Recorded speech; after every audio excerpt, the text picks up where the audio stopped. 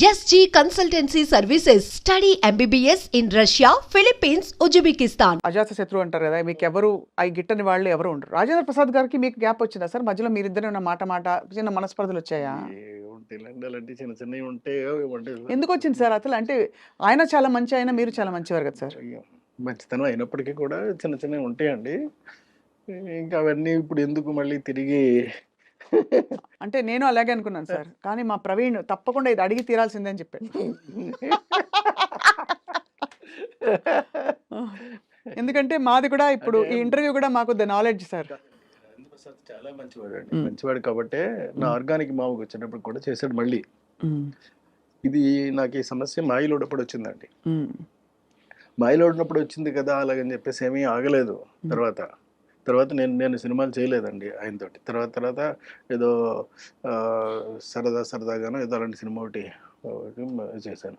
అప్పుడు కూడా ఆయన చేయడానికి సిద్ధపడ్డాడు ఆయన. కానీ మీరు భలే కాంబినేషన్ మీ ఇద్దరిది. చాలా మంచోడు అండి, మనిషి మంచోడు.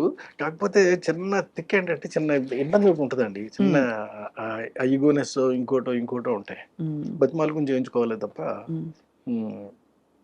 అది సో యాక్చువల్లీ మీకు పెద్ద సవాలే మామూలుగా కూడా, అంటే అందరికీ చెప్పి మీకు కావాల్సినట్టు చేయించుకోవడం అనేది. బట్ అంత ప్యాషన్తో ఎన్ని సినిమాలు, ఎంత మంచి సినిమాలు తీశారు కృష్ణారెడ్డి గారు మీరు.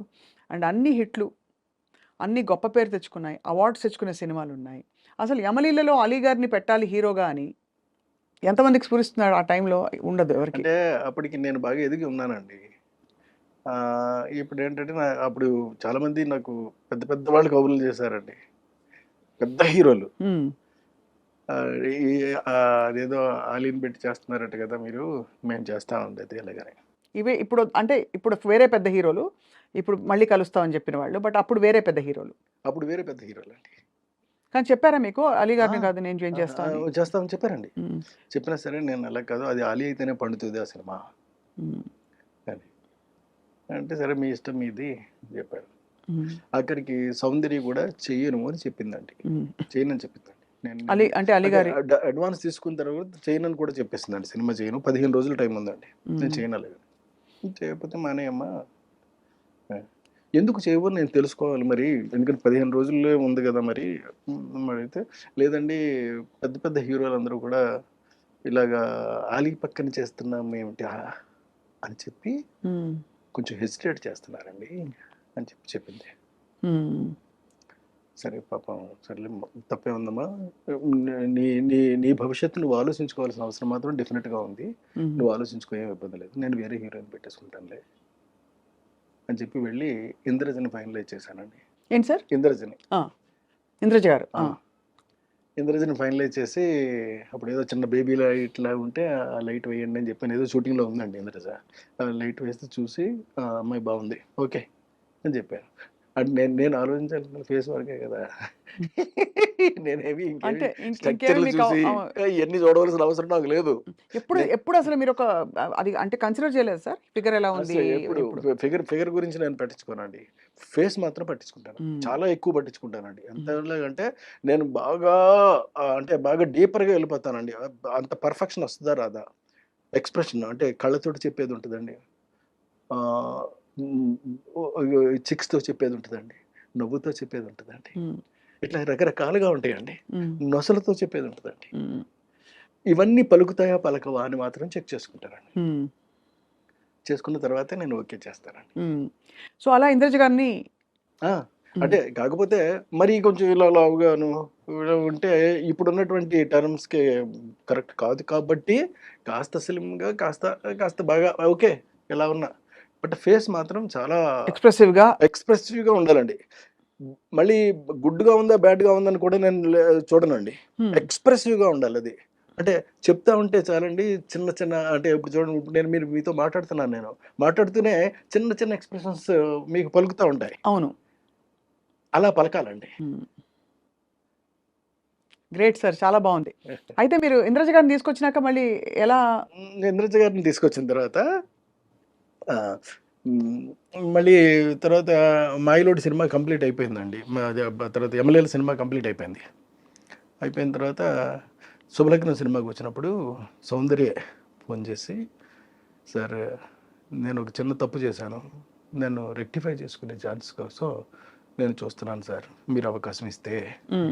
అదేంటమ్మా అంత మాట అన్నావు నువ్వు, అదేంటి నీ సొంత అన్నయ్య లాంటి వాడు నేను, చెప్పమ్మా నీకు ఏం కావాలో చెప్పు అంటే, లేదండి మీ సినిమాలో నేను కనీసం నిలబడినా సరే సరిపోద్ది, సౌందర్యం ఉంది అనేటటువంటి చిన్న పదం వినిపిస్తే చాలు నాకు అలా.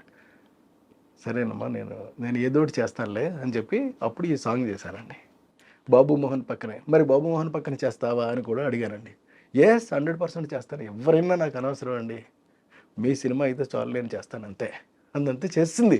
ఎలా వచ్చి ఉంటుంది ఆవిడకి రియలైజేషన్? అంటే ముందు వద్దనుకున్నప్పుడు అప్పుడు ఏంటంటే, అప్పుడు తన మెదడులోనో మనసులోనో మొత్తం మీద ఈ బయట నుంచినటువంటి చెప్పిన మాటలన్నీ కూడా బాగా ఎక్కాయి. అంటే పెద్ద పెద్ద పెద్ద పెద్ద హీరోలు ఉంటేనే కానీ చేస్తే చిన్న హీరో మరీ జాలీ లాంటి చిన్న హీరో మీద చేయటం ఏంటి అలాగని కోట కూడా మానేశాడండి. అయ్యో, మానేస్తే చేయలేనంటే అప్పుడు కోట బదులు భరణిని పెట్టాను నేను.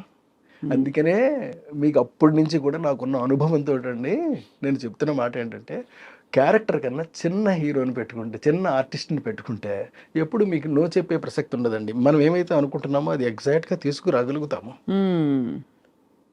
లేకపోతే చెప్పిందల్లా విని వాళ్ళు చెప్పేదంతా విని వాళ్ళ బ్రెయిన్లో ఏమైతే ఉందో దాన్ని మాత్రం మనం ప్రొజెక్ట్ చేయాల్సి వస్తుంది. మీకు పెద్ద పెద్ద సినిమాలన్నీ కూడా ఫ్లాప్ అవడానికి ప్రధానమైన కారణం ఇది మాత్రమే. ఎందుకంటే వాళ్ళకి అంత బ్రెయిన్స్ ఉండవండి, అంత స్ట్రక్చర్ ఉంటుంది, బాడీ ఉంటుందండి, కానీ బ్రెయిన్ వాడతారు. అక్కడే వస్తుందండి మెయిన్ ప్రాబ్లం. లేని బ్రెయిన్ వాడేటటువంటి ప్రయత్నం చేయటం వల్లే మీకు సినిమాలన్నీ కూడా వరుసటి ఫ్లాప్ అవుతున్నాయి. అందరు హీరోలు అంతేనా సార్? మీరు డామ్ అని చెప్పారు, గుంట బద్దలు కొట్టి వాళ్ళ వద్దులండి ఎందుకు అంటే సీరియస్ గా, బికాస్ నిజంగా హీరో సెంటర్ కి రెమ్యునరేషన్స్ అవి కూడా ఎవరో బయట వాళ్ళు కాదు, మన వాళ్ళే కదా. అవును, అంతే కదా. చించుకుంటే కాళ్ళ మీద పడుతుంది అనేది సామెత ఉంది మనకి. అవును, ఎందుకు మనం చించుకుని మన కాళ్ళ మీద మనమే పడేసుకోవడం? వాళ్ళు మన వాళ్ళే కదా. పోనీ ఒక క్లాత్ వేసి అప్పుడు కడుపు చించుకుందాం సార్, క్లాత్ తీసేయచ్చు.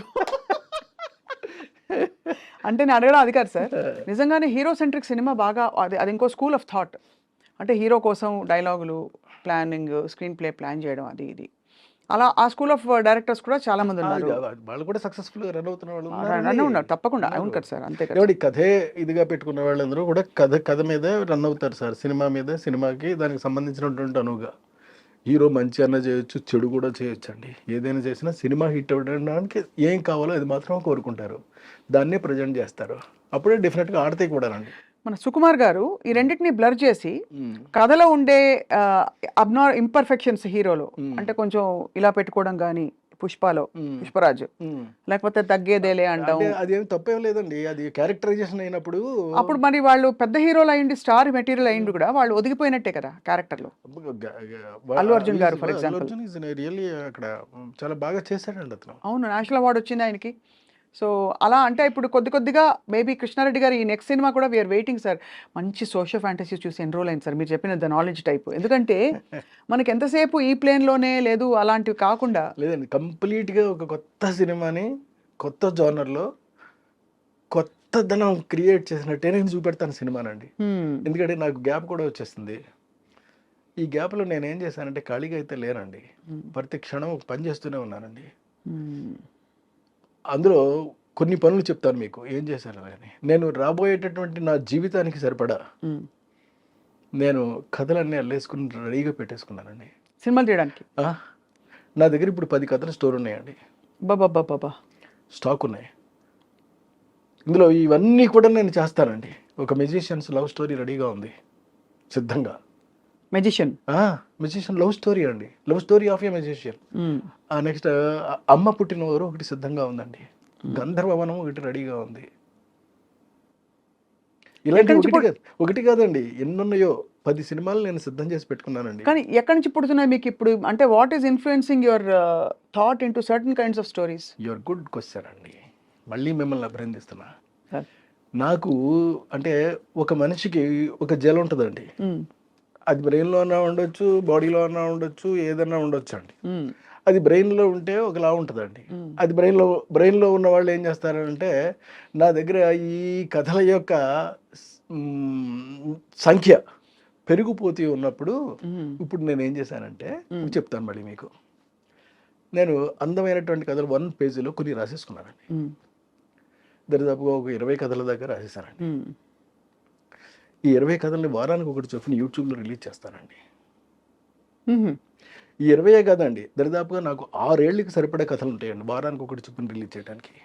యూట్యూబ్లో యూట్యూబ్లో చేస్తానండి. ఇది కాకుండా అంటే యూట్యూబ్లో సినిమాలు తీస్తారు, బుజ్జి బుజ్జి సినిమాలా?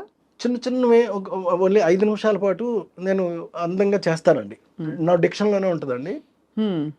ఎవరి కోసం ఎవరి కోసం, ఆడియన్స్ కోసమా సార్? అంటే ఎందుకు అడిగానంటే audience are crazy to see such kind of things, new things, something new you want to tell without putting in the effort of a full film. 5 నిమిషాలు చేస్తారు. 5 నిమిషాల్లో ఒక కథ చెప్పేస్తారండి. ఇలాంటి కథలు నా దగ్గర చాలా ఉండిపోయినాయి.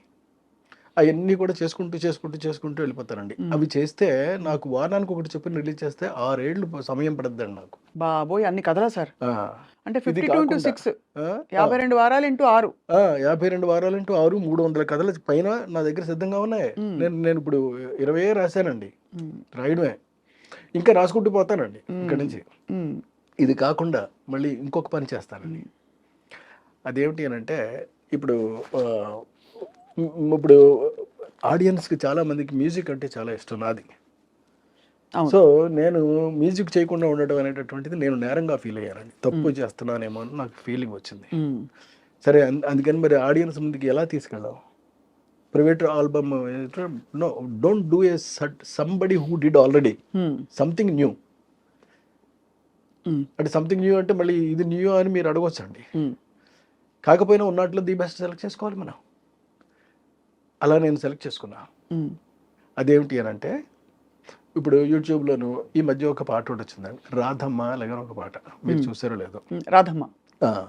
అది బాగుందండి, చాలా బాగుంది, మంచి పాట. అలాగే బుల్లెట్ బండి ఎక్కి వస్తానప్ప, నీ బుల్లెట్ బండి వచ్చేస్తావా డుగ్గు డుగ్గు డుగ్గు డుగ్గు అని. సో చూసారా అంటే ఇవన్నీ ఇప్పుడు అది తానే పాడింది, ఇక్కడ తాను పాడలేదండి. అంటే తాను పాడినా తాను పాడకపోయినప్పటికీ కూడా అవి ప్రజెంట్ చేస్తున్నారు. అవును. సో ఇలా నేను ఎందుకు చేయకూడదు అని నాకు ఒక పెద్ద ప్రశ్న వచ్చింది. అప్పుడు నేను నెలకు ఒక పాట ఒకటి చొప్పుని రిలీజ్ చేసుకుంటూ పోతానండి. Lyric already ready? ఏది రెడీ లేదు, ట్యూన్స్ మాత్రం రెడీ అండి. మీకు ట్యూన్స్ మాత్రం రెడీగా ఉన్నాయి, వాటిని రాయించడం ఎంతసేపు రాయిస్తారండి? రాయించుకోవడం, శుభ్రంగా పాడించుకోవడం, మార్కెట్లోకి నేనే యాక్ట్ చేస్తానండి. అది నేనే చేస్తాను. ఎవరో కహమ్మాయినో ఇంకోటి వేసుకుంటానండి.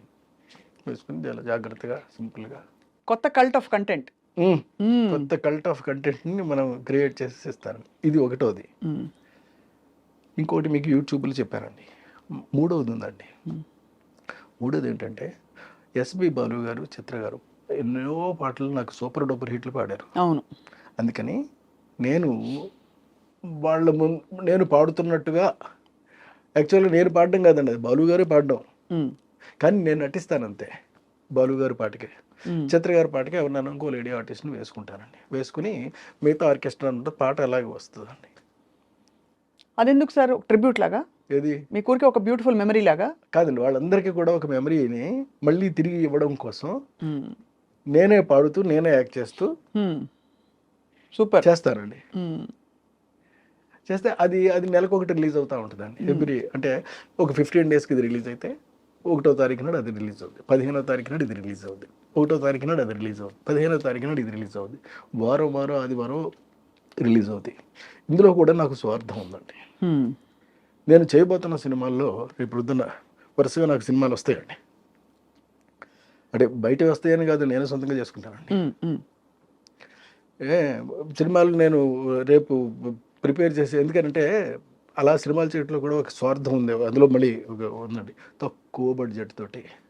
నాకు తెలుసు అండి అది ఎలా సినిమాలు చేయాలో తెలుసు. ఎక్కువ ప్రాఫిట్ వచ్చేలాగా, అంటే ఊహించనంత ప్రాఫిట్ వచ్చేలాగా మాత్రం చేస్తానండి. ఇదేంట్రా ఈ సినిమా ఇది ఇంత తక్కువ అవ్వదే, కానీ అందులో 4 వంతు అవుతుంది అంతే. అంతేనా? అంతే. అంటే తక్కువ అంటే ఎంత సార్ మీ దృష్టిలో? ఇప్పుడు ఎందుకంటే అన్ని కోట్లలో ఉంది లెక్క. ఎక్కడ అంటే ఇప్పుడు అంకి చెవి ఇప్పుడు నేను వదిలేను అనుకోండి, ఇంతేనా అంటారు కాబట్టి అలా అనకుండా మీరు తీసేసి ఈ ప్రోడక్ట్ వాల్యూ ఇంత అని చెప్తారు. అంతే. అంటే it's idea more than anything. అంటే